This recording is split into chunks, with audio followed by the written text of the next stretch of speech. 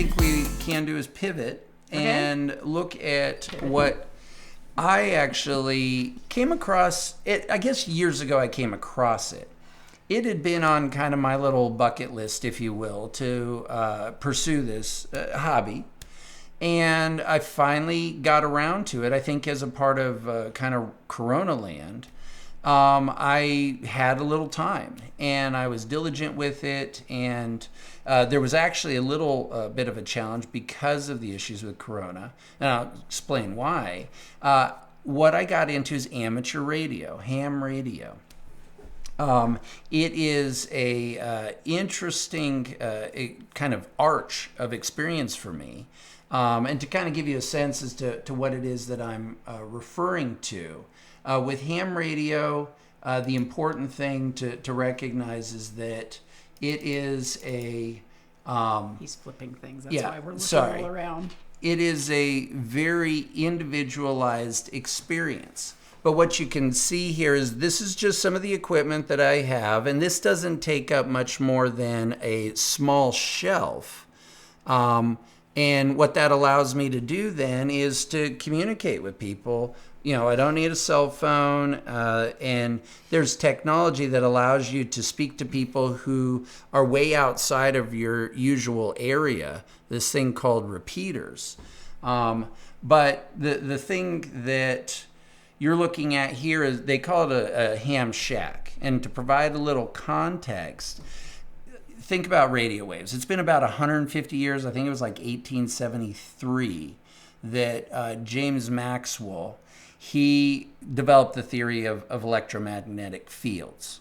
And it took until about 1901 when, I'll butcher his first name, but his last name is Marconi. He did the first transatlantic communication with antennas to be able to send a radio signal. And, you know, it's pretty famous stuff at the end of the day that really set off a whole technological revolution in ways. But regardless, that set the precedent for not only people getting exposed to the technology, but I think more importantly, what it allowed for is people to take an interest in the technology and ensure that they were able to not only explore radio waves, explore the technology behind it, but more importantly, ensure that the public could make use of this technology. I believe it was, 1912 that Congress got involved with trying to regulate the airwaves, so to speak, where radio frequencies propagate. What they didn't want is everybody using it and it basically becoming useless because so many people were interfering with one another.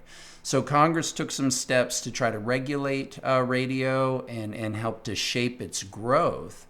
For anybody that's grew up listening to radio, it was the primary means for communication for decades until TV came along. That whole community of interested individuals, if you will, in this technology still exists. And it was in, let me see, I actually have a note on this, that the American Radio Relay League, 2 years after Congress in 1914, or after Congress took their action in 1914, started the American Radio Relay League, the ARRL. That organization is still with us. And what they do is they help people who are interested in amateur radio, it's also called ham radio, to get started. They provide resources so that you can learn the questions and understand the technology. But it's something that I was interested in. You do have to take exams. The exams are regulated by the FCC. And every 4 years, they put out a new batch of questions, but those questions are publicly available. So people learn the questions, learn the information behind the questions, and if you take the exam and you pass the requisite number of questions, you get licensed. The license is good for 10 years, but by getting licensed, you're now a part of a community that can use certain frequencies in the spectrum of radio waves. And I don't presume to be an expert, like most everything, I'm just somebody that has interests and takes the time to get exposed to it. But I went ahead personally, went through the process, and I'll show you some of the materials here in a moment. I don't know if today was like the day for books or what, but it was a heavy week at work. yeah, so I want to go back to the picture that I was talking about. Is once you get licensed, there is equipment that is specialized for being able to communicate on radio. And what you're seeing there is 2 radios. They're geared for what you call the 2-meter band of frequency. And this is a kind of frequency that you have to kind of see the other antenna to be able to communicate with it. But there are things called repeaters that allow you to kind of send your signal up, and then it'll propagate out to people, say, on the other side of a mountain. I know I can hear people in Christiansburg, Blacksburg. So you can really extend whom it is that you're reaching out to. And all of this stuff, it literally fits on a shelf. As you can see, it's not very involved. I have some interesting things that I haven't even figured out everything that they do yet, just to be able to have some fun with it. But there are local communities, where there are clubs, in essence, of hams, people who are licensed to be able to communicate through ham radio. And they get on and they have kind of meetings, if you will, on radio.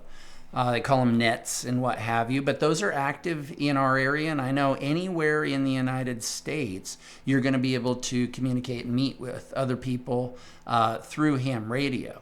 I will say a lot of the folks involved tend to be more mature. It's not full of a lot of young people, but young people are interested in it. But it's kind of this interesting kind of balance with technology being, just sitting on your phone now. You can communicate with people all over the world. A lot of people are, questioning, well, why would I care about radio? It's kind of a dated, antiquated experience. I've maybe even heard, my wife express something. It reminds me of growing up on the ranch where, you got one radio station and, you tuned and you tuned and you tuned until it was as clear as it could be. And that's what you listened to, with all the snaps, the crackles, and the pops. And sure. and listen, when he turned it on, I was taken back 40 years. Sure. And it's calming and it's quiet, and it is. It's really interesting to hear somebody out there just in their own land broadcasting and talking about whatever was important to them that day. Yeah, a lot of car talk. Is but it? No, around here, yeah. I hear a lot of car talk. But regardless, I heard that. Yes. The thing, though, that I think about, and this is kind of the flip side of that. What happens when the cell tower goes down? What happens when there's an emergency? What happens when the usual means for communicating, the internet, your cellular, is unavailable to you?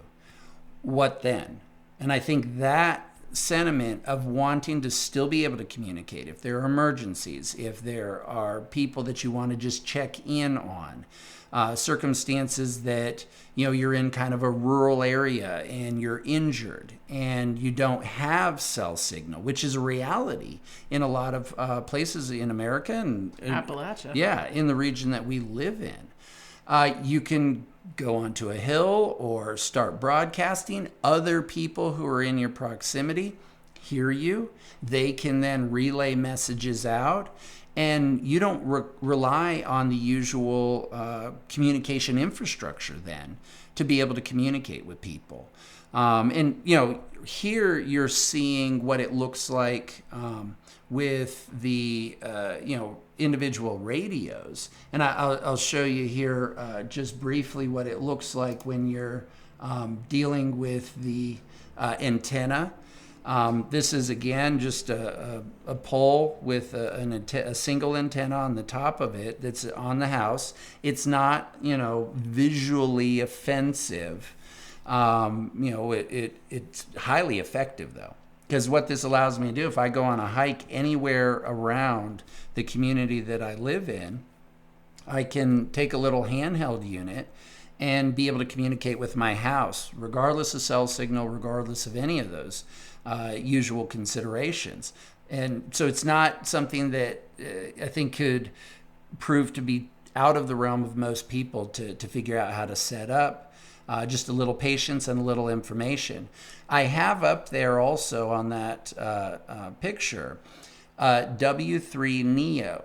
This is kind of cool because when you get licensed, you get a call sign that is unique to you, and it's registered with the Federal Communications Commission. So that is something that rides with you for the life of your license. And since you can renew your license every 10 years, most people who are active keep that until they literally pass. And there's whole acknowledgement of folks who have a certain call sign and have passed away. That's memorialized even in the FCC records. But mine, it's interesting. You'll see W3 Neo, or Whiskey 3 November Echo Oscar. You can get vanity call signs, just like a vanity license plate. I was able to get a vanity call sign that Neo. that actually had my name in it, and it's wholly compliant with the FCC requirements for being able to get a vanity call sign, because you can have only certain numbers and numerals, if you will, that are reflected in each call sign. So it's a little vain, I know, but it's also fun, at least as I see it. But the process of going through and getting the license, you take the test. There is your introductory license, which has certain frequencies that you're allowed to broadcast on. That's called your technician class license. You also have then a general class, which gives you greater range of frequencies that you can communicate on. And then additionally, you have your amateur extra, which is the highest classification for ham radio aficionados. It is the kind of rare individual who actually gets licensed as an amateur extra, but the other participants of people who have that license and who communicate there often are really, really, really smart people, because to be able to go through each of these licenses and to successfully complete each of them, but to get to the amateur extra, anybody that you're out there communicating with at that point is no dummy. They're probably very interesting and very fun people to get to know. Like anything, there's a community of people involved who are interested and focused on wanting to ensure that you have good skills, that you can succeed with the testing process. And more importantly, that once you get started, you have somebody to go to answer your questions and the like. The picture here, that shows my grounding rod, which is, it's a 10-foot rod that I drove into the ground 8 feet, which was a intense experience. But that is to mitigate the risk of any lightning ever striking and somehow, putting the house at risk by burning it down, for example.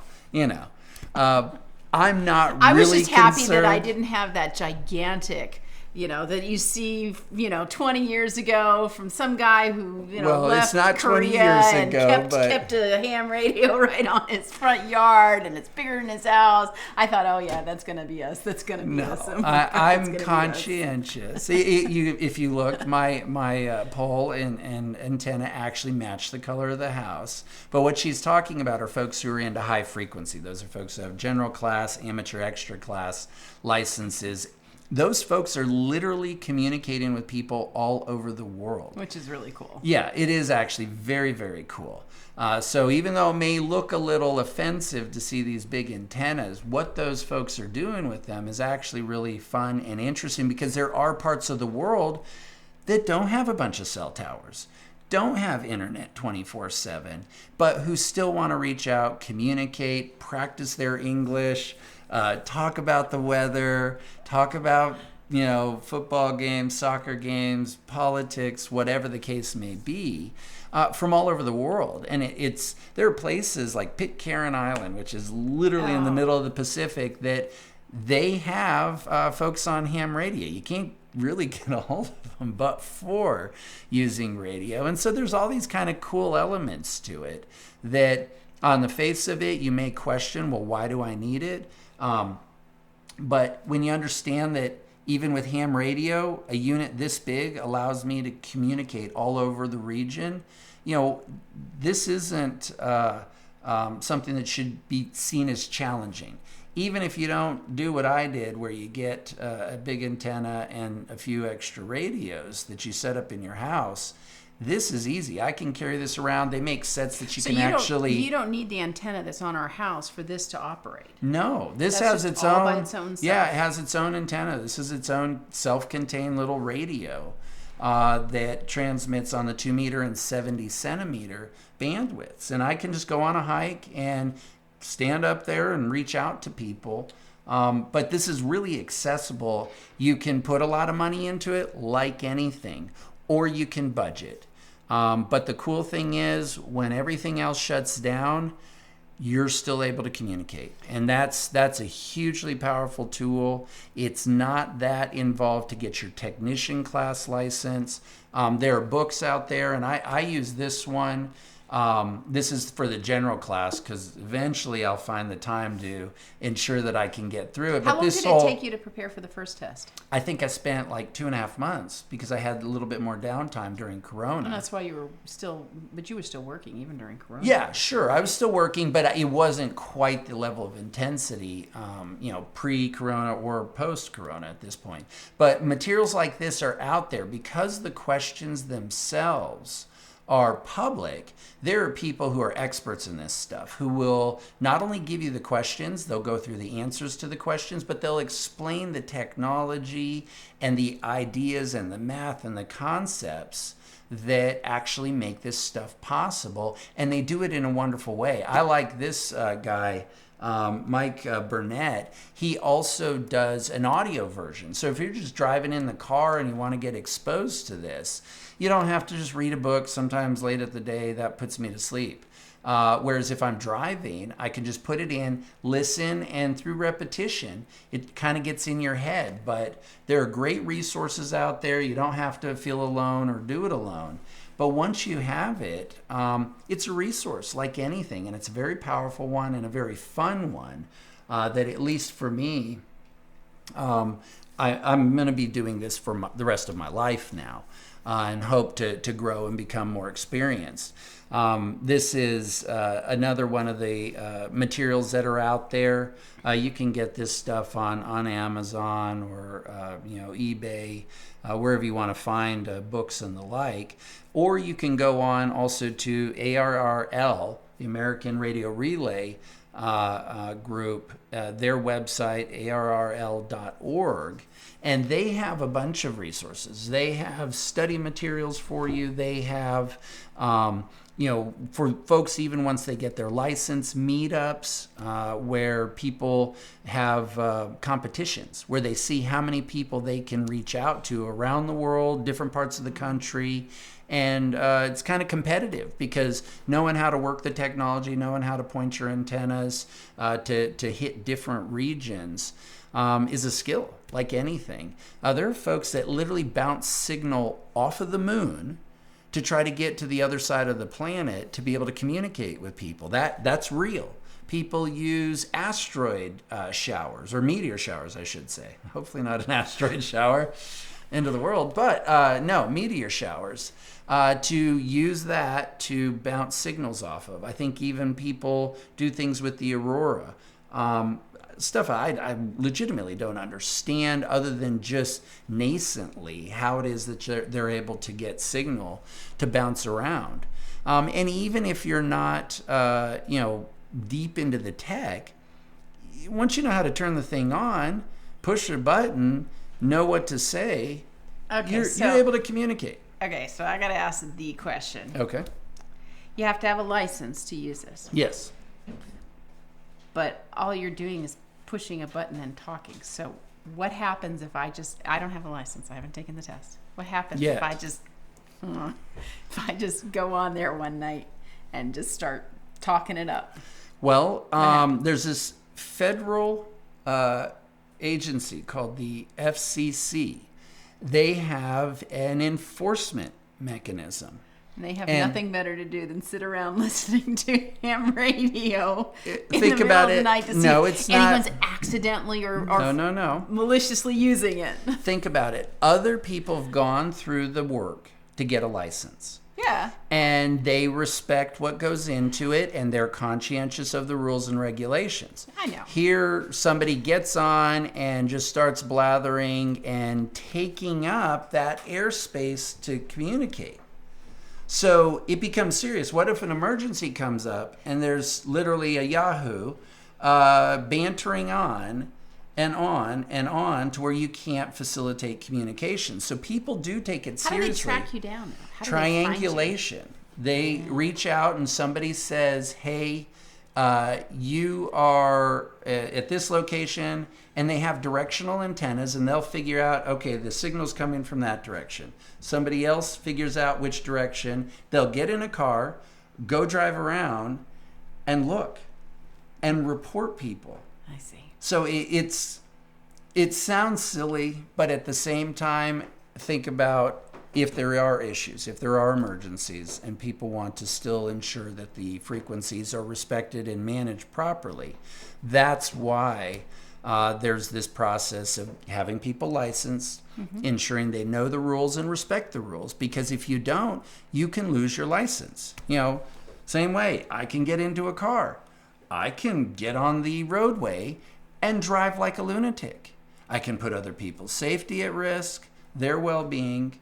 Law enforcement actually cares about that, and they want to step in and stop that. Same kind of thing with communications. You know, Sure. Just because the technology is out there, do you want people just, in essence, making it unusable because there's no mechanism for regulating it? And I'm not a big regulation guy. I'm not saying rah, rah, rah, more government by any means. But, you know, There's a purpose in it. there's a purpose. Certainly. You know, you go to a skate rink, everybody skates the same way. What happens if the one person's going the wrong way? Somebody's going to get hurt. No, I skate the right way. Very well, in fact.